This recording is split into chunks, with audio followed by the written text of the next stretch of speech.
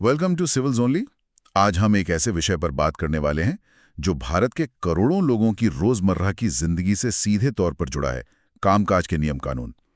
21 नवंबर 2025 से भारत सरकार ने 4 नई श्रम संहिताओं यानी लेबर कोड्स को लागू कर दिया है। सुनने में ये थोड़ा भारी भरकम लग सकता है, लेकिन इसका मतलब बहुत सीधा है। लगभग 29 पुराने, बिखरे हुए और अक्सर उलझाने वाले कानूनों को हटाकर अब सिर्फ 4 सरल कोड्स लाए गए। तो आज हमारी कोशिश ये समझने की है कि इन बदलावों के पीछे का असली मकसद क्या है और इसका असर एक फैक्ट्री में काम करने वाले मजदूर से लेकर लैपटॉप पर काम कर रहे आईटी प्रोफेशनल और यहाँ तक कि हमारे लिए खाना डिलीवर करने वाले गिग वर्कर तक सब पर कैसे पड़ेगा। बिल्कुल सही कहा। ये सिर्फ कानूनों की संख्या कम करना या उन्हें सरल बनाना नहीं है। ये असल में भारत के पूरे वर्क कल्चर को, काम करने के माहौल को 21वीं सदी के हिसाब से ढालने की बहुत बड़ी कोशिश है। इसका लक्ष्य एक ऐसा सिस्टम बनाना है जहां कर्मचारी सुरक्षित महसूस करें, उद्योग आसानी से अपना काम कर सकें और भारत का वर्कफोर्स मतलब भविष्य की चुनौतियों के लिए तैयार हो। आत्मनिर्भर भारत की नींव मजबूत करने के लिए ये एक जरूरी कदम माना जा रहा है। चलिए तो फिर शुरुआत बिल्कुल शुरू से करते हैं। आखिर उन पुराने 29 कानूनों को बदलने की जरूरत पड़ी ही क्यों? जो सिस्टम दशकों से चल रहा था उसमें ऐसी क्या दिक्कतें आ गई थी? देखिए, इसकी सबसे बड़ी वजह है समय। हमारे ज्यादातर पुराने श्रम कानून आजादी के ठीक बाद या उससे भी पहले 1930 से 1950 के दशक में बने थे। अब सोचिए उस वक्त की दुनिया कैसी थी। फैक्ट्रियों में काम होता था, 9 से 5 की नौकरी होती थी और आज की तरह gig economy, work from home या आईटी सेक्टर का तो कोई वजूद ही नहीं था। हम एक तरह से 2025 की समस्याओं को 1950 के चश्मे से देख रहे थे। बिल्कुल यही बात है। ये कानून न सिर्फ पुराने थे बल्कि बेहद जटिल और बिखरे हुए भी थे। एक ही कंपनी को वेतन के लिए अलग कानून, बोनस के लिए अलग, सुरक्षा के लिए अलग, ऐसे दर्जनों कानूनों का पालन करना पड़ता था। इससे कंपनियों के लिए वो जो कहते हैं कंप्लायंस बर्डन, वो बहुत बढ़ जाता था। कागजी कार्रवाई का एक जंजाल खड़ा हो जाता होगा। हाँ, और दूसरी तरफ कर्मचारियों के लिए भी ये समझना मुश्किल था कि उनके अधिकार क्या है। और सबसे बड़ी बात, आज के दौर के जो नए काम हैं जैसे ऐप आधारित डिलीवरी वर्कर्स या फ्रीलांसर, वो तो किसी भी कानून के दायरे में नहीं आते थे। वो एक तरह से अदृश्य थे। ठीक है, तो ये तो समझ आ गया कि बदलाव क्यों जरूरी था। अब आते हैं सबसे दिलचस्प हिस्से पर कि बदला क्या है। इन 4 नए कोड्स में वो कौन से बड़े और परिवर्तनकारी बदलाव हैं जिन पर हमें ध्यान देना चाहिए? इसमें सबसे पहला और सबसे बुनियादी बदलाव है रोजगार का औपचारिकीकरण। अब हर तरह के कर्मचारी को, चाहे वो किसी भी सेक्टर में हो, एक नियुक्ति पत्र यानी अपॉइंटमेंट लेटर देना अनिवार्य कर दिया गया है। एक मिनट, क्या ये पहले अनिवार्य नहीं था? ये तो बहुत ही बेसिक चीज लगती है। हैरानी की बात है, लेकिन नहीं। असंगठित क्षेत्र में करोड़ों लोग बिना किसी लिखित दस्तावेज के काम करते थे। अच्छा। अब सोचिए इसका असर क्या होता है। अगर आपका मालिक आपको अचानक नौकरी से निकाल दे या वादे के मुताबिक वेतन ना दे, तो आपके पास कोई सबूत ही नहीं होता। सही बात है। ये सिर्फ एक कागज का टुकड़ा नहीं है, ये भारत के करोड़ों असंगठित मजदूरों के लिए पहली बार अदृश्य से दृश्य होने जैसा है। ये नियुक्ति पत्र उन्हें एक कानूनी पहचान देता है जो अदालत में, बैंक से लोन लेने में, हर जगह उनकी मदद करेगा। एक तरह से उनके रोजगार का जन्म प्रमाण पत्र है ये। बिल्कुल सही कहा आपने। ये तो वाकई एक बड़ा बदलाव है। अच्छा, इसी से जुड़ा एक और मुद्दा है जिसका आपने अभी जिक्र किया, गिग वर्कर्स। हमारे स्रोत बताते हैं कि पहली बार गिग और प्लेटफॉर्म वर्कर्स को कानूनी तौर पर पहचाना गया है। ये कितना बड़ा कदम है? ये एक ऐतिहासिक कदम है। आप और हम हर रोज कैब बुक करते हैं, खाना ऑर्डर करते हैं। इन सेवाओं को हम तक पहुंचाने वाले लाखों लोग अब तक किसी भी श्रम कानून के दायरे से बाहर थे। सामाजिक सुरक्षा संहिता 2020 उन्हें पहली बार सामाजिक सुरक्षा का हक देती है। सामाजिक सुरक्षा से आपका मतलब है पीएफ, बीमा, पेंशन जैसी चीजें? जी। पर ये काम कैसे करेगा? क्योंकि ये लोग तो किसी एक कंपनी के स्थायी कर्मचारी नहीं होते। बहुत अच्छा सवाल है, और इसके लिए एक बिल्कुल नया मॉडल बनाया गया है।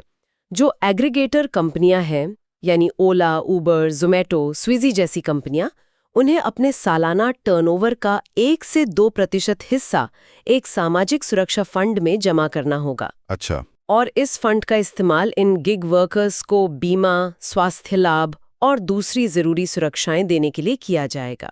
इसे ऐसे समझ सकते हैं कि जैसे हर कप कॉफी बेचने पर एक कंपनी कप के लिए भुगतान करती है, वैसे ही अब हर राइड या डिलीवरी पर एग्रीगेटर को उस वर्कर की सामाजिक सुरक्षा के लिए एक छोटा सा हिस्सा देना होगा। ये उस प्लेटफॉर्म को चलाने की लागत का हिस्सा बन जाएगा। आपने बिल्कुल सही तरीके से समझाया। ये उस धारणा को बदलता है कि ये वर्कर्स सिर्फ पार्टनर हैं, कर्मचारी नहीं। अब उनकी सुरक्षा की जिम्मेदारी भी प्लेटफॉर्म की होगी। चलिए अब मजदूरी की बात करते हैं। न्यूनतम मजदूरी का अधिकार तो पहले भी था, इसमें नया क्या है? क्या इसका दायरा बढ़ाया गया है? हाँ, और ये बहुत महत्वपूर्ण है। पहले न्यूनतम मजदूरी का कानून सिर्फ कुछ तयशुदा रोजगारों या शेड्यूल्ड एम्प्लॉयमेंट्स पर ही लागू होता था। अच्छा, मतलब लिस्टेड जॉब्स पर ही? जी, मतलब अगर आप उस लिस्ट में नहीं आते तो आपको कानूनी तौर पर न्यूनतम मजदूरी की गारंटी नहीं थी। मजदूरी संहिता 2019 इस भेदभाव को खत्म करती है। अब ये सभी क्षेत्रों के सभी कर्मचारियों पर लागू होगी, चाहे आप किसी दुकान में काम करें, किसी रेस्टोरेंट में या किसी कारखाने में। अब एक नेशनल फ्लो वेज के बारे में भी पढ़ा है, इसका क्या मतलब है? ये एक और बड़ा सुधार है। केंद्र सरकार अब एक राष्ट्रीय न्यूनतम मजदूरी तय करेगी। एक बेसलाइन की तरह? हाँ, एक बेसलाइन। कोई भी राज्य सरकार इससे कम न्यूनतम मजदूरी निर्धारित नहीं कर सकेगी। इसका मकसद ये सुनिश्चित करना है कि देश के किसी भी कोने में किसी भी कर्मचारी को एक बुनियादी जीवन स्तर से कम वेतन न मिले। और इससे राज्यों के बीच मजदूरी की जो असमानता है वो भी कम होगी। बिल्कुल, उसमें भी मदद मिलेगी। यहाँ महिलाओं के लिए भी कुछ अहम बदलाव दिख रहे हैं, जैसे रात की पाली में काम करने की अनुमति। इस पर तो हमेशा से सुरक्षा को लेकर चिंता जताई जाती रही है। बिल्कुल, और उन चिंताओं को इन कानूनों में ध्यान में रखा गया है। अब महिलाओं को रात की पाली में काम करने की अनुमति तो है, लेकिन कुछ शर्तों के साथ। शर्तें क्या हैं? एक तो उनकी सहमति जरूरी है, और दूसरा नियोक्ता को उनकी सुरक्षा, जैसे आने जाने के लिए सुरक्षित ट्रांसपोर्ट, इसकी पूरी व्यवस्था करनी होगी।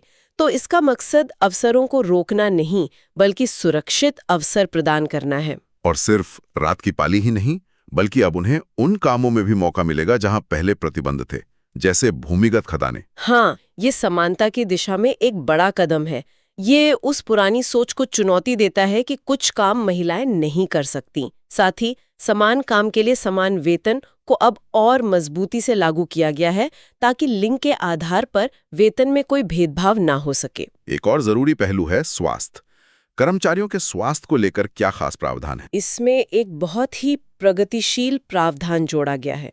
अब 40 साल से ज्यादा उम्र के हर कर्मचारी के लिए नियोक्ता को साल में एक बार मुफ्त स्वास्थ्य जांच करवानी होगी। मुफ्त स्वास्थ्य जांच? जी, ये एक तरह से बचाव पर ध्यान केंद्रित करने जैसा है, ताकि बीमारियों का पता शुरुआती दौर में ही चल सके। ये सुनने में तो बहुत अच्छा लगता है, पर क्या छोटे व्यापारी या एमएसएमईज इसका बोझ उठा पाएंगे? क्या ये सिर्फ कागज पर ही तो नहीं रह जाएगा? ये एक जायज चिंता है, लेकिन इसके पीछे का विचार लंबी अवधि का है। एक स्वस्थ वर्कफोर्स ज्यादा उत्पादक होता है। इसके अलावा ESIC यानी कर्मचारी राज्य बीमा निगम, जो कर्मचारियों को स्वास्थ्य बीमा और बीमारी के दौरान वेतन सुरक्षा देता है, उसका दायरा पूरे भारत में फैला दिया गया है। अच्छा। और जो खतरनाक काम करने वाले उद्योग हैं, वहां अगर सिर्फ एक कर्मचारी भी है तो उसे ESIC कवर देना अनिवार्य होगा। तो सुरक्षा का जाल काफी बड़ा किया गया है। ठीक है, तो ये तो हुए बड़े बड़े नीतिगत बदलाव। लेकिन अगर हम जमीन पर उतर कर देखें तो एक आम कर्मचारी, मान लीजिए जो कॉन्ट्रैक्ट पर यानी फिक्स टर्म पर काम करता है, उसकी जिंदगी में रोजाना क्या बदलेगा? फिक्स टर्म कर्मचारियों के लिए ये गेम चेंजर है। पहले अक्सर उन्हें स्थायी कर्मचारियों की तुलना में कम सुविधाएं मिलती थीं। अब कानून कहता है कि उन्हें वेतन, छुट्टियां, मेडिकल और सामाजिक सुरक्षा के सारे लाभ स्थायी कर्मचारियों के बराबर मिलेंगे। कोई भेदभाव नहीं होगा। और मैंने सुना है ग्रेजुटी को लेकर भी एक बड़ा बदलाव हुआ है। हाँ, और ये आज की जॉब हॉपिंग वाली दुनिया के लिए बहुत प्रासंगिक है।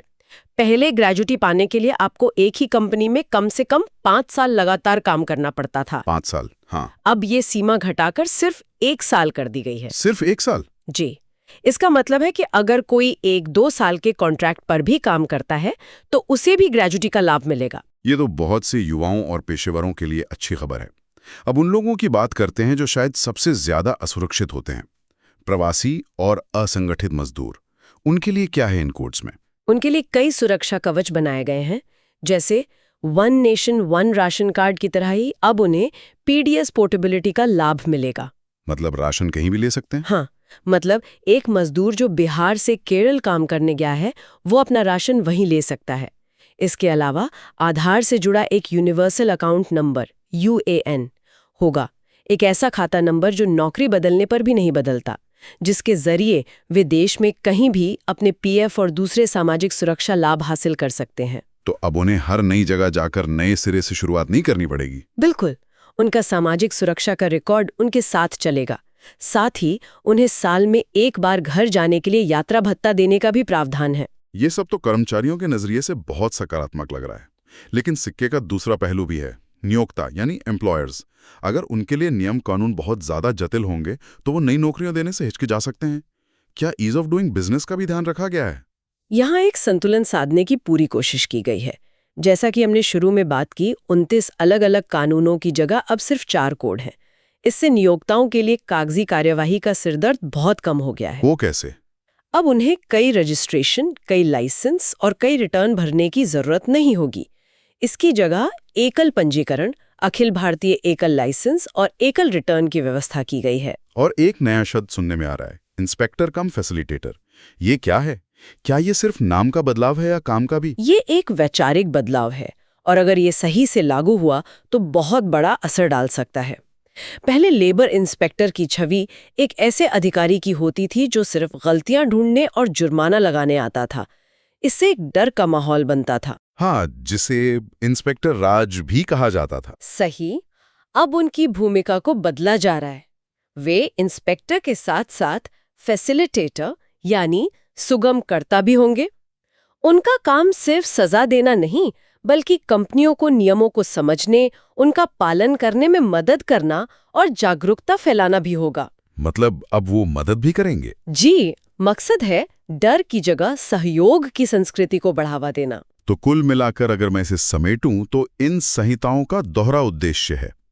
एक तरफ कर्मचारियों के लिए एक मजबूत सामाजिक सुरक्षा का जाल बनाना, खासकर उन लोगों के लिए जो अब तक इससे बाहर थे, और दूसरी तरफ उद्योगों के लिए नियमों का पालन आसान बनाना ताकि वे अपना ध्यान व्यापार बढ़ाने और रोजगार पैदा करने पर लगा सकें। आप इसे बड़ी तस्वीर में देखें तो ये और भी साफ हो जाता है।